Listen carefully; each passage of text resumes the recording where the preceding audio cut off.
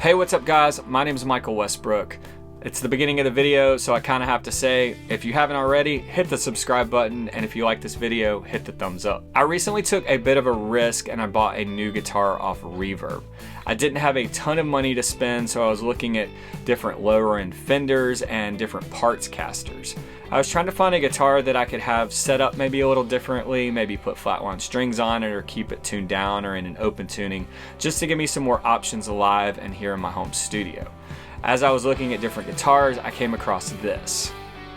My last video was a vlog where I was filling in for my buddy Rhett Shull with Noah Guthrie out in Reno, and in some of the live clips, you guys noticed this guitar and you asked me about it.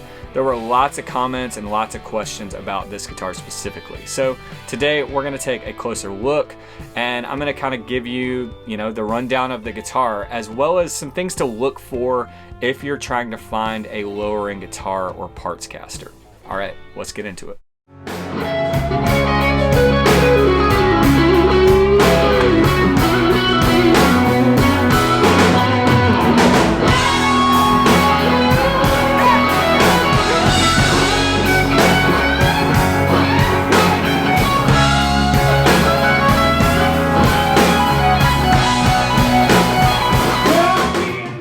This guitar is what a lot of people call a Partscaster. The neck and the body are in a Fender style, but are built by third parties or aftermarket manufacturers. This specific one, the body is made by Glendale. It is a pine body and the neck is an all parts neck. Obviously, both of these are in the Tele style. Now, the body is a little different. I believe this part sticks out a little further than a typical Tele, as well as we've got our pickup switch up here rather than down here by the volume control. Now, I mentioned that I took a bit of a risk in buying this guitar. I mean, it's not made by Fender or any other reputable company. There's no telling what it would play like or what it was going to sound like when I bought it. So why did I take the risk? Why did I think it was a good idea to spend money on this guitar when I had no idea how it would play or sound? Well, there's a few different reasons. And so if you are looking to buy a Partscaster or even just a lower end guitar, here are some things that you can look for that are going to maybe ensure that it's going to be a solid buy. One thing in the ad for this guitar that helped me know that it was at least going to be a decent guitar is that they had all the specs listed out. They had what companies made the neck and the body, the pickups, the bridge, even details about the wiring and the tuning pegs. All of this kind of contributed to me, feeling comfortable with buying this guitar. For instance, the bridge on this is a mastery bridge. Now, these are pretty pricey. I think this bridge alone is about $170 new. The pickups, the neck pickup is a two-face, I believe, from Mojo Tone, and then there's a Rio Grande of some sort in the bridge. They didn't even say what kind, but I had played other Rio Grande pickups in the past and really dug them, and so I knew that, they should sound pretty good. The tuning pegs are hip shot, they're locking tuners, the nut is a bone nut.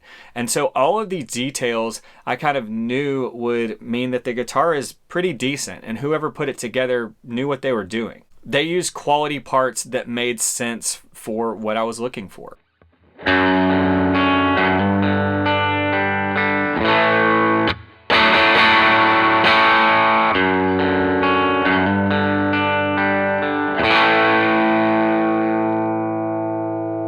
Now, even though they used great parts on this guitar, I had no idea how it would play or how it would sound. And when I first got it, it played actually pretty good. The action was a little low, it was a little buzzy.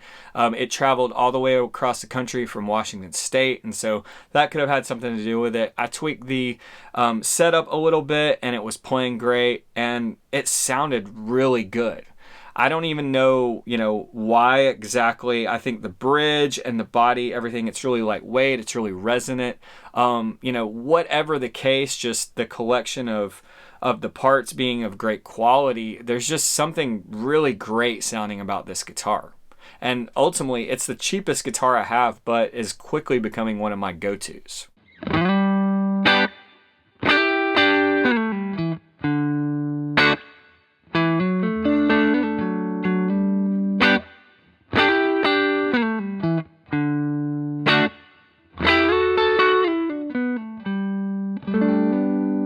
The one downside about Partscasters is that they don't have great resale value. If you are building a Partscaster and then you go to sell it, my guess is you're probably not going to get your money out of it. Now, if you're a buyer, you can end up buying a great guitar for not a lot of money, just like I did.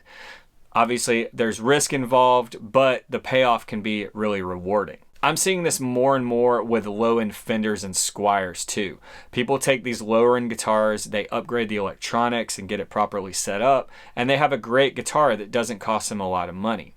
Now, you can also find deals on these when people go to sell them, and you find a guitar that's been upgraded and plays great for a lot less than you would pay for a much nicer guitar that might be of equal quality.